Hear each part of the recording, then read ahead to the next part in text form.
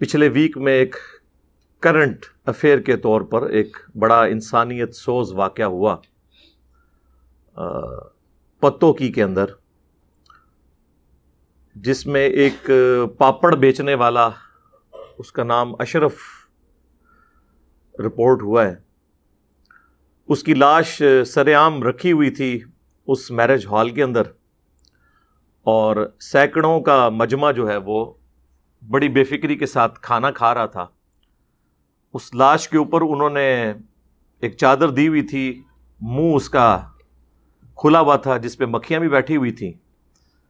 اسی حال میں سے کسی نے جرأت کر کے ایک ویڈیو بنائی جس میں انہوں نے ریئل ٹائم دکھایا کہ یہ لاش کہاں پہ پڑی ہے، پھر آڈینس بھی دکھائی جو وہاں پہ بیٹھی ہوئی تھی، اتنی بے فکری کے ساتھ ایک لاش کی موجودگی کے اندر، بجائے اس کے کہ اسے وہ کسی ہاسپٹل تک پہنچاتے یا ایمرجنسی والوں کے حوالے کرتے، بڑی بے فکری سے وہ کھانا کھا رہے تھے۔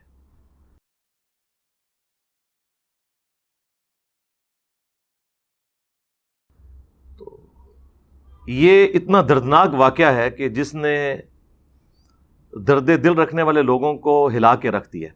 باقی جو اس واقعے کے حوالے سے مختلف چیزیں رپورٹ ہوئی ہیں، ایک بیان یہ تھا کہ اس نے کوئی چوری کی تو اس کی وجہ سے اس کی پٹائی ہوئی، لیکن وہ بھی کوئی چیز ثابت نہیں ہوئی۔ جو سب سے مضبوط رائے پتہ چلی ہے وہ یہی ہے کہ اسے ہارٹ فیلئر ہوا جب وہ نوٹ وغیرہ لوٹ رہا تھا بارات کے موقع کے اوپر۔ بہرحال کچھ بھی ہوا، یہ تو ایک چونکہ اب کیس انڈر انویسٹیگیشن ہے، ہمیں اس سے کوئی غرض نہیں ہے کہ لوگوں نے اسے مار کے قتل کیا یا وہ نیچرل ڈیتھ مرا۔ دونوں صورتوں میں اصل ایشو جو بڑے والا ہے وہ یہ ہے کہ ایک لاش کی موجودگی میں اتنے زیادہ لوگ جو مسلمان کہلاتے ہیں اتنی بے فکری کے ساتھ کھانا کھا رہے ہیں اور انہیں اس چیز کی پرواہ نہیں۔ کیا ہمارے عموماً گھروں میں بھی ایسا ہوتا ہے کہ لاش پڑی ہوئی ہو، لوگ تو کتنے کتنے دن کھانا کھانا ہی بھول جاتے ہیں؟ اتنی بے حسی، اور وہ بھی زمین کے اوپر، کسی نے کوئی ایک صوفہ یا کوئی ایک چارپائی بھی ارینج نہیں کی کہ اس کے اوپر ایک احترام سے ایک انسان کی لاش کو رکھے۔ مسلمان تھا، کافر بھی ہوتا، تب بھی ایک لاش کی تو حرمت ہے۔ ہر انسان نے مرنا ہے، کل نفس ذائقۃ الموت، ہر جان نے موت کا مزہ چکھنا ہے۔ وَنَبْلُوكُمْ بِالشَّرِّ وَالْخَيْرِ فِتْنَةً، اور ہم تمہیں آزماتے ہیں شر اور خیر کے ذریعے۔ ایک فتنہ ہے، ظاہر ہے آزمائش ہے۔ وَإِلَيْنَا تُرْجَعُونَ، اور تمہیں مر کے ہماری ہی طرف لوٹ کر آنا ہے۔ یہ سورۃ الانبیاء میں اللہ تعالیٰ نے ایک کیٹاگوریکلی ایک یونیورسل ٹروتھ بیان کی ہے۔ جب ہر جان کو مرنا ہے تو اسے اپنی اگر موت یاد ہوگی تو وہ چلے اپنی لاش تصور نہیں کر سکتا، اپنے کسی قریبی رشتہ دار کی تو لاش کو تصور کر سکتا ہے کہ اس جگہ پر رکھی ہو۔ اسلام میں تو یعنی زندہ کی حرمت تو بہت بڑے لیول کی ہے، وہ تو ہم اکثر ڈسکس کرتے رہتے ہیں۔ مردہ لاش کی بھی اتنی حرمت ہے، چاہے وہ کسی کافر کی کیوں نہ ہو۔ صحیح بخاری اور صحیح مسلم کی متفقن علیہ حدیث ہے،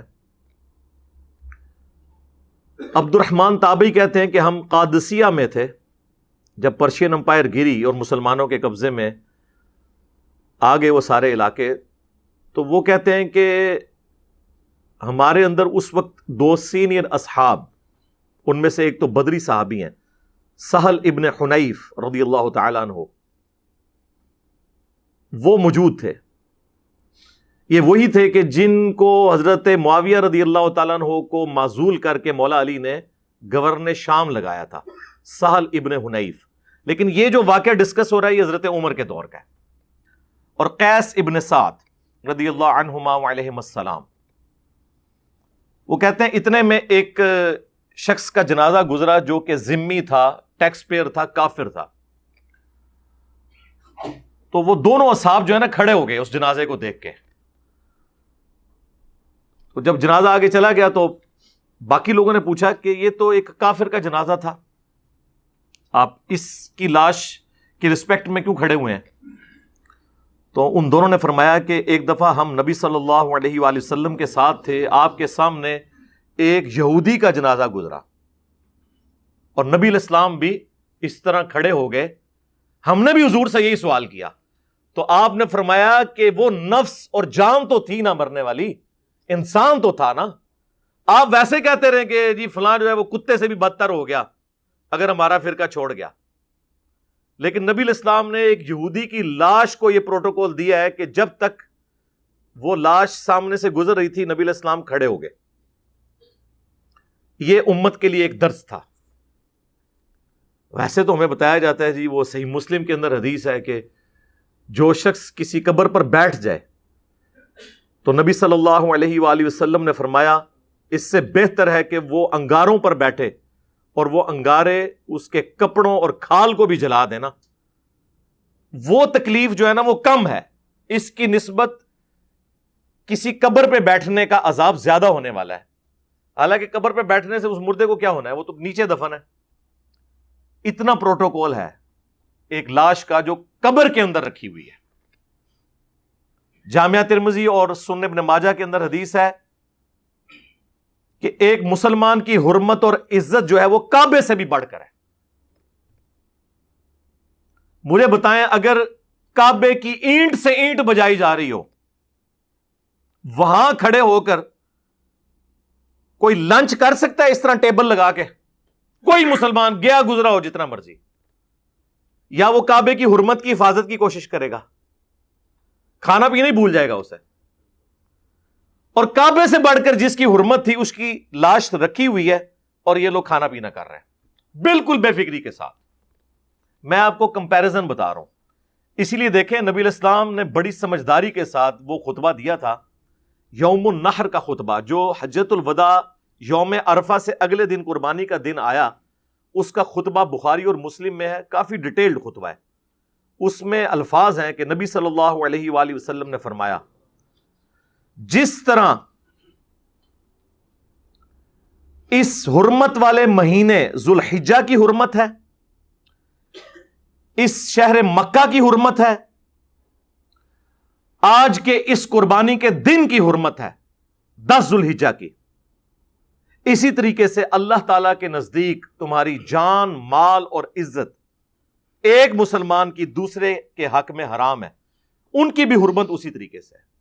نبی علیہ السلام نے یہ 3 چیزوں کو 3 چیزوں سے کمپیئر اس لیے کیا کہ ذوالحجہ کی حرمت تو سارے مان لیں گے، کعبے کی حرمت بھی مان لیں گے، قربانی کے دن کو بھی بڑی عزت دیں گے، لیکن حقوق العباد کے معاملے میں ڈھیلے ہو جائیں گے. نبی علیہ السلام نے ان 3 چیزوں کے ایکویلنٹ پھر 3 چیزیں گنوائیں، جان، مال، عزت ایک مسلمان کی دوسرے مسلمان کے حق میں حرام ہے. جس طرح کہ اس طرح تم حرام سمجھتے ہو ذوالحجہ کی حرمت کو پامال کرنا، یا کعبہ شریف کی حرمت کو پامال کرنا، یا قربانی کے دن کی حرمت کو پامال کرنا. کمپیرزن دیکھیں، یہ ہے وہ دین جو کتابوں کے اندر آیا ہوا ہے. یہ جذباتی دین نہیں ہے، یہ دین کی روح ہے. لوگ حقوق اللہ کے معاملے کے اندر تو آپ کو بڑے ماشاء اللہ تعالی نظر آئیں گے ایکٹیو. حقوق العباد کے حوالے سے جہاں کہیں بھی کبھی ٹیسٹ آیا ہے مسلمان کے اوپر، میں نے تو مسلمانوں کو فیل ہوتے ہوئے دیکھا ہے، جس کی زندہ مثال یہ والی ایکٹیویٹی ہوئی. یہ تو انسان اپنے آپ کو وہاں رکھ کے دیکھے نا. بخاری اور مسلم دونوں میں حدیث ہے، اس ذات کی قسم جس کے قبضے قدرت میں میری جان ہے، تم اس وقت تک مؤمن ہو ہی نہیں سکتے جب تک کہ اپنے بھائی کے حق میں بھی وہ چیز پسند نہ کر لو جو اپنے حق میں پسند کرتے ہو.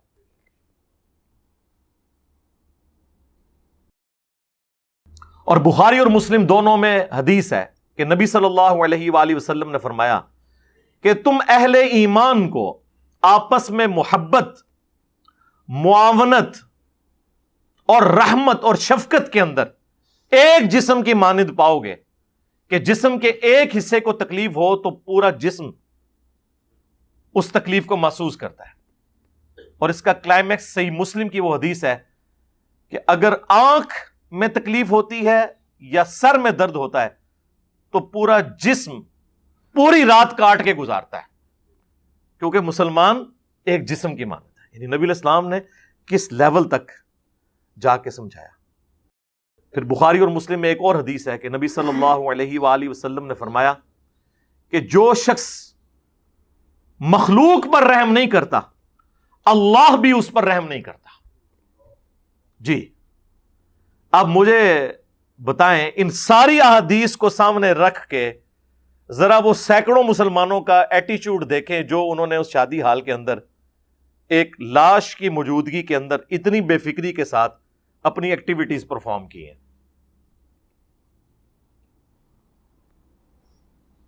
نعرے لگوا لیں ان سے, نعروں میں ان کا مقابلہ کوئی نہیں کر سکتا, ٹوکے اٹھانے میں ان کا مقابلہ کوئی نہیں کر سکتا, اور جہاں پریکٹیکلی کوئی کام کرنے کی باری آتی ہے وہاں یہ دیکھ لیں کہ سارے کے سارے فیل ہو جاتے ہیں.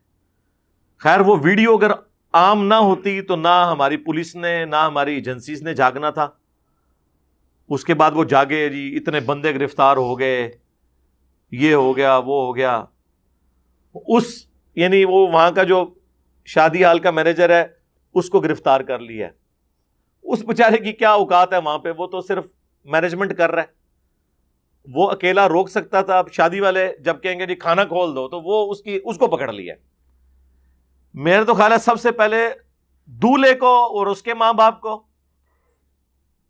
اور دلہن کو تو چھوڑ دیا جائے, ظاہر ہے وہ تو بیچاری ڈیفینسو موڈ میں ہی ہوگی, عورت ہے, لیکن اس کے باپ کو ضرور پکڑا جائے, دولہے کے باپ کو بھی اور دلہن کے باپ کو بھی. ان کو گرفتار کیا جائے کہ یار تم لوگ انسان ہو یا جانور ہو, اس طرح کا سلوک کرتے ہیں. تمہارے اپنے اوپر یہ سب کچھ ہوتا تو کیا تم لوگ بھی اسی طریقے سے بیہیو کرتے اگر گھر میں لاش رکھی ہوئی ہوتی؟ اور تم لوگوں نے اتنی بے فکری کے ساتھ ایک ایکٹیویٹی پرفارم کی ہے اور اس طرف دیکھ بھی نہیں رہا کوئی, اتنی بے فکری کے ساتھ کھانے کے اوپر ٹوٹے. میں کہتا ہوں جی اس کو تو چھوڑ دیں, وہاں پہ کوئی جانور مرا پڑا ہو نا, میرے سے تو وہاں پہ روٹی بھی نہ کھائی جائے کہ یار اس کو پہلے ٹھکانے لگاؤ. اللہ کے بندو, ظاہر ہے انسان کو اللہ نے رقیق القلب بنایا ہے, بہرحال کسی کی نیچر پرورٹڈ ہو جائے الگ بات ہے, ادروائز انسان میں تو انسانیت ہونی چاہیے, انس ہونا چاہیے, محبت ہونی چاہیے دوسرے انسان کے لیے. میں نے تو آپ کو احادیث سے یعنی یہودیوں کے جنازے کی مثال دے دی ہے, پیچھے تو کوئی بات ہی نہیں بچ جاتی, کیونکہ ہم تو سب سے بری مخلوق انہی کو سمجھتے ہیں نا. اسی لیے جب ہم نے کسی کو گالی دینی ہوتی ہے تو ہم اسے کہہ دیتے ہیں یہودی ایجنٹ, چاہے وہ ملک کا پرائم منسٹر ہو اور چاہے یعنی جس طرح پرائم منسٹر صاحب کی وجہ سے ہمارے باقی پولیٹیکل جماعتیں جو ہے نا ان میں کافی بدلاؤ آیا ہے جب تک عمران خان صاحب میدان عمل میں نہیں اترے تھے. اس طریقے سے ہمارے میدان عمل میں اترنے کے بعد مولویوں کو بھی اب تھوڑی سی تیاری کرنی پڑتی ہے جمعے کا خطبہ دینے سے پہلے کہ کوئی پوچھ ہی نہ لوے. پہلے تو ان کو ہوتا تھا کہ دیکھی جائے گی, کسی کی مجال ہم سے پوچھ سکے. تو خدا کے لیے ہوش کے ناخن لیں اور اپنی آخرت کی فکر کریں. باقی دیکھیں ہر شخص نے مرنا ہے. میں تو کہتا ہوں جب انسان اپنی موت کو یاد کرتا ہے تو انسان کانپ اٹھتا ہے کہ کسی کے ساتھ بھی ایسا معاملہ ہو سکتا ہے, کسی کے بچے کے ساتھ ایسا ہو سکتا ہے, کسی کے باپ کے ساتھ ایسا ہو سکتا ہے. موت نے بتا کے تو نہیں آنا. تو جب آپ کسی دوسرے کے ساتھ اس طرح کا سلوک کر رہے ہیں تو کل کو آپ بھی تیار رہیں کہ آپ کے ساتھ بھی اس طرح کی ایکٹیویٹی پرفارم ہو سکتی ہے. اور شوق اتنا چڑھا ہوا ہے پوری دنیا میں اسلام کا پرچم لہرانے کا, آپ کا کوئی کام ایسا ہے کہ جو آپ پریزنٹ کر سکیں کافروں کو کہ ہاں جی یہ دیکھو, ہاں ان کے تو ہم آپ کو دکھا دیتے ہیں, پھر گالیاں کھانی پڑتی ہیں مجھے. جی انجینئر صاحب گوروں کی تعریف کرتے ہیں, کی کریے پھر تو اسی بھی کو لے کے آؤ نا.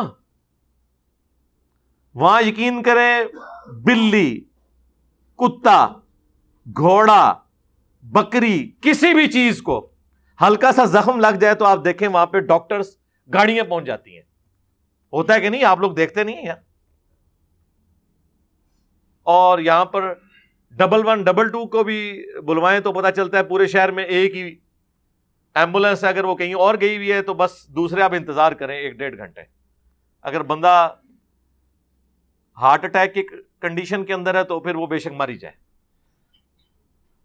وہ اپنے ٹائم پہ ہی گاڑی آئے گی. ہمارا اوور آل ایٹیچیوڈ یہ ہے. ہم دعا ہی کر سکتے ہیں جی اس طرح کی صورتحال کے اندر کہ اللہ تعالیٰ اس مرنے والے کی مغفرت کرے اور اس کے لواحقین کو صبر عطا کرے، اس صبر پر اجر عطا فرمائے، اور وہاں پہ جتنے لوگ موجود تھے انہیں تو بالخصوص اور باقی پوری انسانیت کو بالعموم اس واقعے سے عبرت حاصل کرنے کی توفیق عطا فرمائے اور آئندہ کے لیے اپنی اصلاح کرنے کی توفیق عطا فرمائے. صلو علی محمد و آل محمد، اللہم صلی علی محمد وعلی آل محمد و اصحاب محمد اجمعین الی یوم الدین، آمین.